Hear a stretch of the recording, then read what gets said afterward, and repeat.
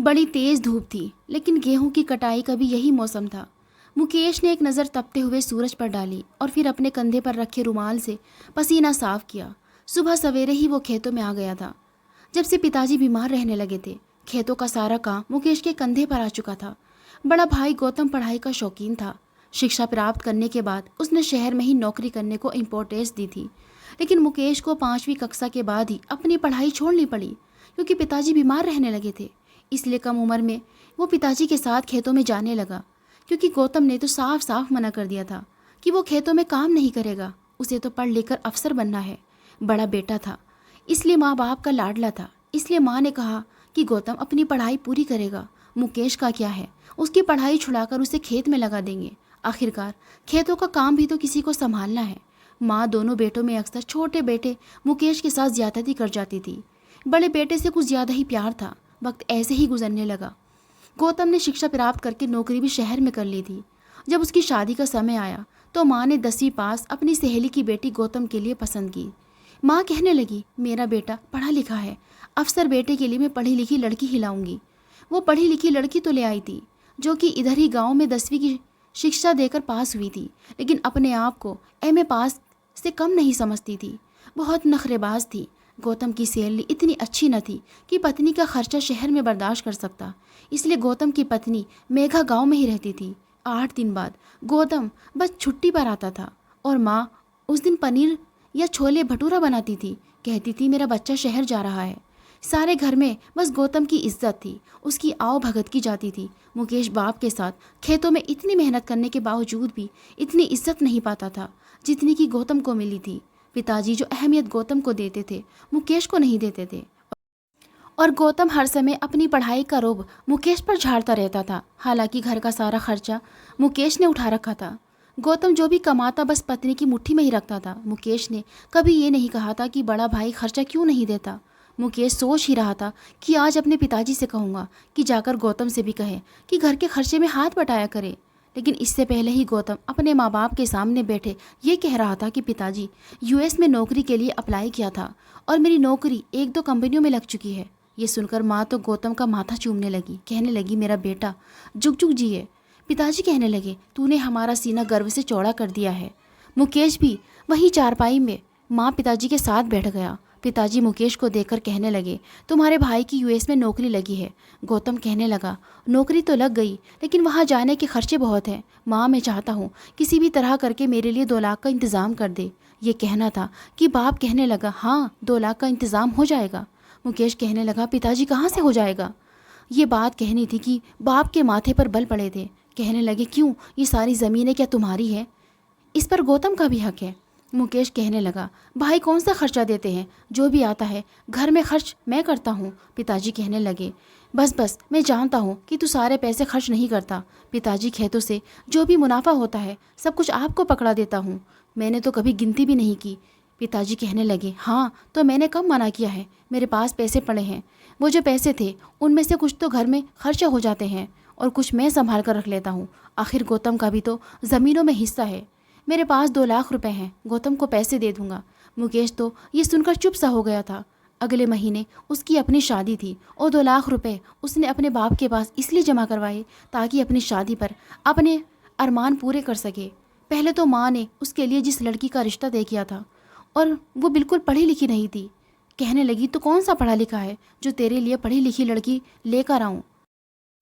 बस घर के काम काज उसे सारे आते हैं। मुकेश ये भी न कह सका कि 5वीं कक्षा तक तो मैं भी फर्स्ट पोजीशन ही लाता रहा हूँ। अगर मुझे भी शिक्षा दिलवा लेते तो मैं भी कुछ कर जाता, लेकिन शुरू से माँ बाप के सामने ज़ुबान चलाने की आदत न थी। 2 लाख रुपए पिताजी ने गौतम के हवाले कर दिए, इसलिए उन्होंने मुकेश की शादी बड़ी सादगी से उपासना के साथ कर दी। जिस तरह से मुकेश की घर में कोई अहमियत नहीं थी, उपासना को भी कभी वो अहमियत नहीं मिल सकी। उसकी जेठानी भी अपने पढ़े लिखे होने का बड़ा रोब उस पर झाड़ती थी, उससे नौकरों की तरह काम भी करवाती थी। मुकेश की शादी के तुरंत बाद गौतम US चला गया।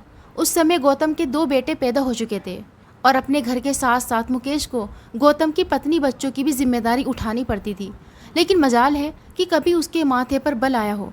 कभी कभी उपासना शिकायत करती रहती थी, कहती थी कि भाभी तो कोई काम नहीं करती हैं और मैं अगर काम करती भी हूँ तो मुझ पर रोब जमाती रहती हैं। मुकेश, मैं ये सब बर्दाश्त नहीं कर सकती। भला वो कौन होती है मुझ पर रौब जमाने वाली? बात बात पर यही कहती है कि मेरा पति पढ़ा लिखा है, इसलिए यूएस उसे काम मिल गया है। और मुकेश को देखो, शुरू से ही कम दिमाग का था, जभी तो किसानों के साथ मिलकर खेती बाड़ी करता है। उपासना जब रोते हुए ये बातें मुकेश को बताती है तो वो ये कहता है, उपासना, भाभी की आदत ही ऐसी है, वो ज़ुबान की ऐसी तेज़ है, तुम ऐसी बातें दिल पर मत लिया करो। उल्टा उपासना को ही समझाने लगता। मुकेश के घर पहली बेटी पैदा हुई तो वो बहुत खुश था, लेकिन दादा दादी ने पोती को वो प्यार नहीं दिया जो कि गौतम के दोनों बेटे को देते थे। बेटी का सुनकर ही माँ का मुंह बन गया था, लेकिन मुकेश ने बेटी को प्यार से सीने से लगाया, ऊपर वाले का धन्यवाद किया तो माँ मुंह से कुछ नहीं बोली। लेकिन पोती से वो मोहब्बत नहीं करती थी जो अपने दोनों बड़े पोतों से करती थी। मेघा भी उपासना को बार बार इसी बात के ताने देती रहती कि मैंने तो इस खानदान को दो वंश दिए हैं, इसलिए मेरी अहमियत इस घर में हमेशा ज़्यादा रहेगी। गौतम पूरे 5 साल के लिए यूएस गया था, लेकिन एक बार भी उसने कभी घर के खर्च के लिए पैसे नहीं भेजे थे। हाँ, मगर यह था कि वो कभी कभी अपनी पत्नी, बच्चों और माँ बाप के लिए उपहार भेज देता था, लेकिन कभी दिल में भाई और भाभी और उसकी बेटी के लिए ख्याल नहीं आया था कि उनके लिए भी उपहार भेज दे। इस पर माँ यही सुनाती रहती कि मुकेश की कमाई पर अगर गौतम की पत्नी बच्चे खाते पीते हैं तो हम पर कोई एहसान नहीं करते। अरे इन ज़मीनों पर गौतम का भी हिस्सा है। मुकेश का कई बार ये भी दिल चाहा कि माँ से कह दे कि खाली हिस्सा ही तो सब कुछ नहीं होता, अगर मेहनत भी बराबर करे। 2 लाख तो वैसे ही लेकर चला गया और उसकी पत्नी, बच्चों के सारे खर्चे मैं पूरे करता हूँ। जब भी थक हार कर घर पहुँचता हूँ तो बेटी नन्हे मुन्ने कदम उठाती हुई बाप के पास चल कर आती। इससे पहले कि बाप के पास पहुँचती, दोनों भतीजे उसे धक्का देते हुए चाचा के पास पहुँच जाते और कहते, चाचा पैसे दो। माँ कहती है कि चाचा ही तुम लोगों को पैसे देगा। मुकेश अपनी जेब से पैसे निकालकर 10-10 रुपए का नोट उन दोनों को पकड़ा देता, फिर जाकर अपनी बच्ची को गोद में उठा लेता। वो बेचारी छोटी सी थी, बड़ी मुश्किल से चलना सीखा था। बाप को देखकर दूर से ही पापा पापा पुकारने लगती, लेकिन इससे पहले कि बाप की गोद में चढ़ती, गौतम के बेटे उसे धक्का दे देते।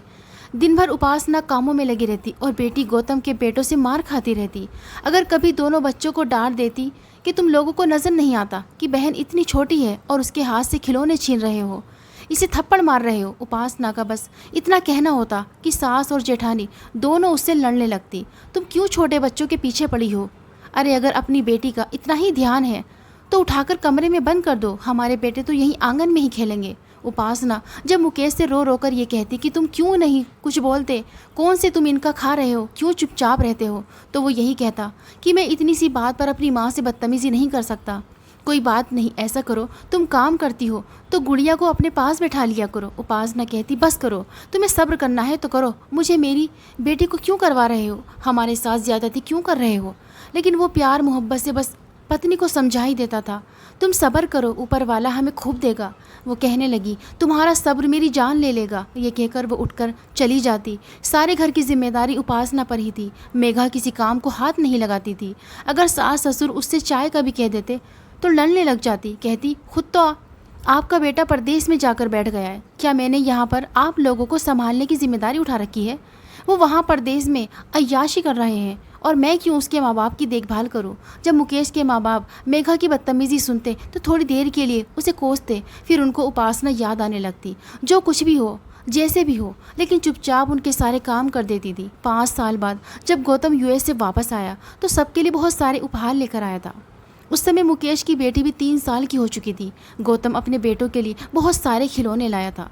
इनमें से एक खिलौना गुड़िया ने भी पकड़ लिया। गौतम के पास जाकर कहने लगी, बड़े पापा ये मैं ले लूँ?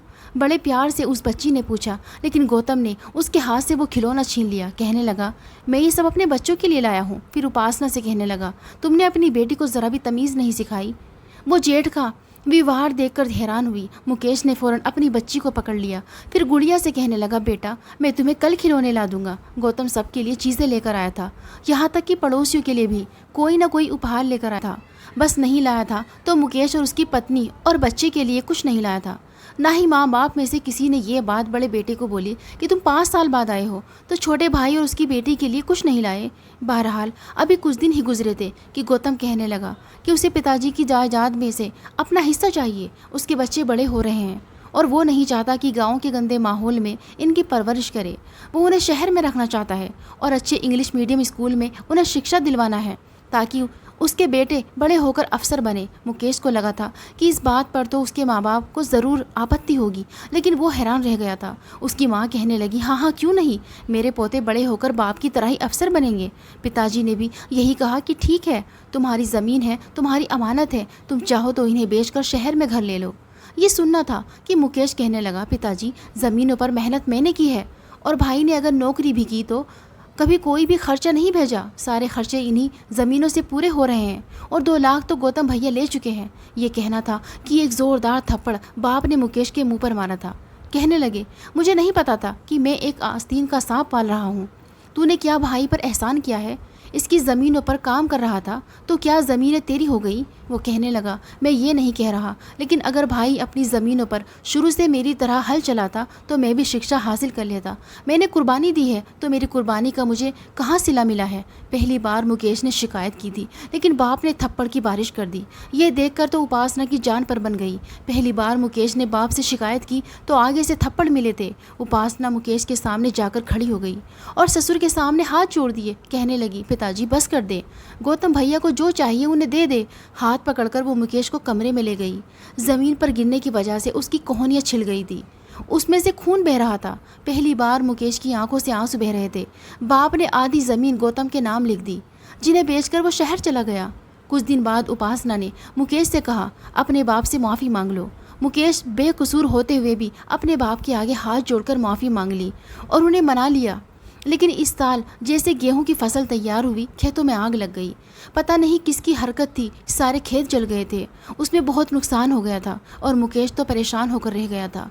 उसकी तो पूरे साल की मेहनत जैसे बर्बाद हो गई थी। पहली बार उसने बाप के सामने बैठकर अपनी मजबूरी बताई थी कि पिताजी, गौतम भैया से कहकर मुझे 2 लाख उधार ही दे दे, ताकि मैं घर का खर्चा चला सकूं और खेतों पर दोबारा मेहनत कर सकूं। लेकिन बाप ने हामी नहीं भरी थी, बल्कि उल्टा कहने लगे कि तुमने भाई की ज़मीन खाने की कोशिश की, इसलिए देख ऊपर वाले ने तुझे नुकसान दे दिया। जब घर पर तंगी आने लगी तो मुकेश के माँ बाप गौतम के पास शहर चले गए। कहने लगे कि वो अब अपने बड़े बेटे के पास रहेंगे। उस दिन उपासना बहुत रोई थी। कहने लगी, तुमने अपने बड़े भाई का हर कठिन समय में साथ दिया। जब पैसे मांगे तो भाई किनारा कर गया। पिताजी ने भी तुम्हारी मेहनत के सारे पैसे गौतम भैया को दे दिए। आज पहली बार हमें ज़रूरत पड़ी तो पिताजी ने किनारा कर लिया। फिर उसके दोनों हाथ पकड़कर कहने लगी, सच सच बताओ मुकेश, क्या तुम पिताजी के सगे बेटे हो? मुकेश ने कोई जवाब नहीं दिया। उपासना का हाथ पकड़कर कहने लगा, मुझे ऊपर वाले पर पूरा विश्वास है, वो मेरी मेहनत को बर्बाद नहीं करेगा। उसने अपने किसानी साथी दोस्तों से बात की। दोस्तों ने जब मुकेश की आंखों में आंसू झिलमिलाते देखे तो कहने लगे, चिंता ना करो, ऊपर वाला बहुत बड़ा है, हम सब मिलकर मेहनत करेंगे, एक दूसरे का साथ देंगे तो ज़रूर ऊपर वाला हमारी मदद करेगा। उपासना ने अपने सारे गहने मुकेश को दे दिए। कहने लगी, इसे बेचकर खेतों में दोबारा से मेहनत करो, ऊपर वाला ज़रूर मदद करेगा। लेकिन 1 साल का समय गुजारना बहुत मुश्किल था। मेहनत की भी जाती तो फसल अगले साल ही तैयार होती। लेकिन इस बुरे समय में उपासना ने मुकेश का बहुत साथ दिया था। सूखी रोटी उसने पति के साथ प्याज और चटनी के साथ खाई थी, लेकिन कभी कोई शिकायत जुबान पर नहीं लाई थी। मुकेश ने दोबारा से मेहनत शुरू कर दी। कुछ उपासना के गहने बेचकर पैसे लगाए और कुछ अपने दोस्तों से उधार लिए। दूसरी तरफ मेघा बात बात पर गौतम से झगड़ा करने लगती। कहती, तुम्हारे माँ बाप को मैं नहीं संभालूंगी, मुझसे नहीं होते इनके काम। थोड़ी देर बाद तुम्हारे बाप को भूख लग जाती है, कहता है मैं शुगर का रोगी हूँ, मुझे समय पर खाना दो। अरे मैं क्या उनकी नौकरानी हूँ? देखो मैं ये सारे काम नहीं कर सकती, इन्हें बोलो वापस गाँव जाए। गौतम कहने लगा कि वहाँ तो खुद मुकेश और उसकी पत्नी बच्चे भूखे रह रहे हैं, मैं कैसे अपने माँ बाप को भेज सकता हूँ? फिर कहने लगा, देखो मैं तुम्हें रोकूंगा टोकूंगा नहीं, तुम चाहो तो माँ से घर के काम करवा लिया करो, लेकिन मैंने अगर उन्हें गाँव भेज दिया तो मेरी बिरादरी वाले क्या कहेंगे? मेघा का कठोर व्यवहार देखकर दोनों ही पति पत्नी दिल पर पत्थर रखकर एक रात को घर से बाहर निकल गए। सोचा तो यही था कि वो गांव चले जाएंगे, लेकिन रास्ते में 2 लुटेरों ने उन्हें लूट लिया, सारे पैसे उनसे छीनकर भाग गए। वो रोते बिलखते रहे। वो दोनों गौतम के घर से बहुत दूर आ चुके थे।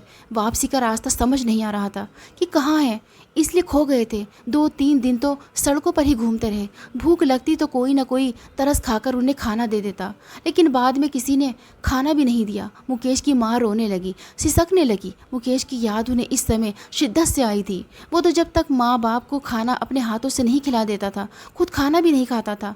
तंगी होती थी या खुशहाली, उसने कभी भी माँ बाप को तंग नहीं किया था। रात को माँ के पाँव दबाता, तब अपने कमरे में जाकर सोता था। बाप को भी याद आने लगा कि कितनी ज़्यादती उन्होंने उसके साथ की थी और मारा भी उसी को था। इसके बावजूद माफ़ी भी मुकेश ने ही मांगी थी। दोनों पति पत्नी भूख की वजह से मजबूर हो गए थे कि कचरे से उठाकर खाना खाने लगे। उसी समय किसी ने उनका हाथ पकड़ा था। जब उन्होंने सर उठाकर देखा तो मुकेश को देखकर माँ फूट फूट कर रोने लगी। उसके सीने से लग गई। जब मुकेश अपने गेहूँ बेचने के लिए शहर आया तो गौतम के घर गया था। तब उसने बताया कि माँ पिताजी पता नहीं कहाँ चले गए हैं। ये सुनकर मुकेश ने उन्हें ढूंढने की बहुत कोशिश की और वो उन्हें कचरे के डिब्बे के पास खाना खाते हुए नजर आए थे। मुकेश उन्हें अपने साथ गांव लेकर आ गया। दोनों पति पत्नी को मुकेश की अब कदर आई थी। पहली बार गांव पहुंचकर माँ ने उपासना को गले से लगाया था और बाप ने मुकेश को उस साल फसल भी अच्छी हुई थी और गेहूं की बालियां भी भर भर कर लगी थी। पिछले साल का जैसे नुकसान पूरा हो गया था। समय ऐसे ही गुजरने लगा था। गौतम ने तो पलटकर माँ बाप की खैरियत भी नहीं पूछी थी। समय ऐसे ही गुजरने लगा। 10 साल बीत गए थे। एक के बाद एक मुकेश के माँ बाप इस दुनिया से चल बसे थे, लेकिन आखिरी समय में उन्होंने मुकेश से हाथ जोड़कर माफ़ी मांगी थी कि उन्होंने उसके साथ बहुत ज़्यादती की थी। लेकिन मुकेश ने कोई भी शिकवा नहीं किया था। जाते समय उसके माँ बाप उससे खुश थे। गौतम तो बस अंतिम संस्कार के समय ही पहुंचा था और दूसरे दिन ही वापस चला गया।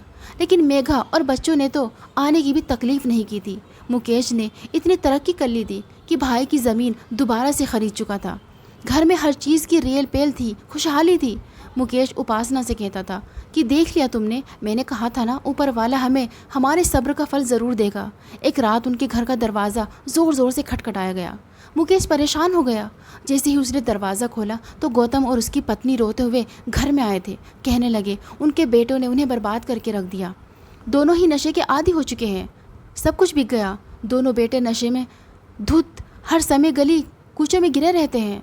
हम लोग तो तबाह बर्बाद हो गए। गौतम कहने लगा कि मैंने बच्चों के इलाज की खातिर घर तक भेज दिया, लेकिन उनके नशे की लत ख़त्म ना हो सकी। मेरा सब कुछ बर्बाद हो गया। मेरे दोनों बेटों ने नशा पूरा करने के लिए छीना झपटी शुरू कर दी और मेरे दोनों बेटों को पुलिस पकड़ कर ले गई। वो कहने लगा शायद मैंने तुम्हारे साथ बहुत ज़्यादती की थी, इसलिए मुझे अपनी औलाद की सूरत में सज़ा मिली है। ऊपर वाले के लिए मुझे माफ़ कर दो। आज गौतम को अपनी गलती का एहसास हुआ था। मेघा की सारी अकड़ ख़त्म हो चुकी थी। उपासना को देखकर हैरान थी, जो उस समय उससे ज़्यादा अच्छे और महंगे कपड़े पहने हुई थी। गुड़िया हूबहू अपनी माँ की कॉपी थी, बहुत सुंदर और सुघड़। पढ़ाई भी कर रही थी और हर साल अपनी क्लास में फर्स्ट पोजीशन लाती थी। ये वही गुड़िया थी जिस पर उसने हमेशा अपने बेटों को महत्व दिया था। अपने जिन बेटों पर वो अकड़ती थी, आज वही बेटे उसके लिए शर्मिंदगी का सामान बने थे। दोस्तों, इस कहानी को लेकर आपकी क्या राय है, हमें कमेंट बॉक्स में ज़रूर बताइए। अगर आपको हमारी आज की कहानी पसंद आई है तो इसे लाइक करें और अपने दोस्तों के साथ शेयर करें। और हाँ, चैनल पर नए हैं तो प्लीज़ चैनल को ज़रूर सब्सक्राइब करें।